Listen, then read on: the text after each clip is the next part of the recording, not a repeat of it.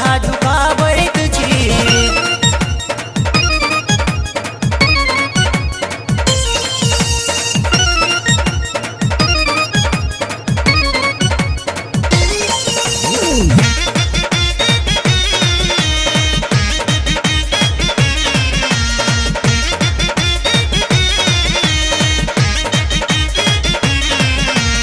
नित दिन कुटी में धुनी रमा को माथे विभूत लगाबैत छी। लाले पियर लंगोट बनवा को अहीं के बाबा पहिराबैत छी। नित दिन कुटी में धुनी रमा को माथे विभूत लगाबैत छी। लाले पियर लंगोट बनवा को अहीं के बाबा पहिराबैत छी।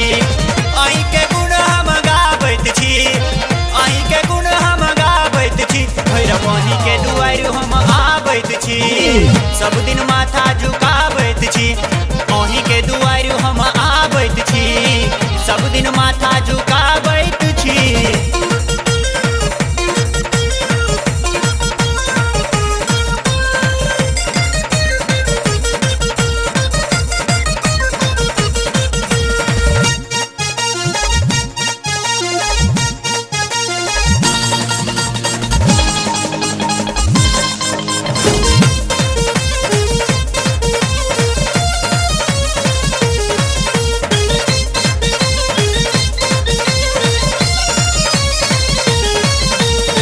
जे पहिने बाबा हम केकरो शरण में माथ झुकायब हम भैरव भवन में।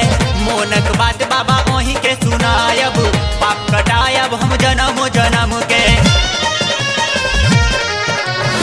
जे पहिने बाबा हम केकरो शरण में माथ झुकायब हम भैरव भवन में। मोनक बात बाबा ओही के सुनायब, पाप कटायब हम जन्म जन्म के।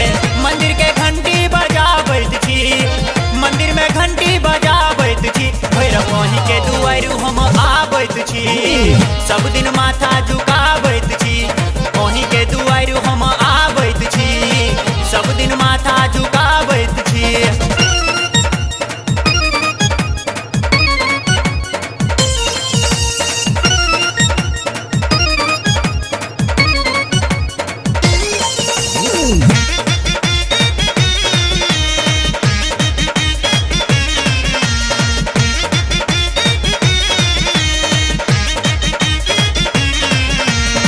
एकटा ललसा पूर करू भैरव, अंतिम इच्छा जताबैत छी। जन्म जन्म बनी दासे अहाँ के, बेर बेर एतबे सुनाबैत छी। एकटा ललसा पूर करू भैरव, अंतिम इच्छा जताबैत छी। जन्म जन्म बनी दास अहाँ के, बेर बेर एतबे सुनाबैत छी।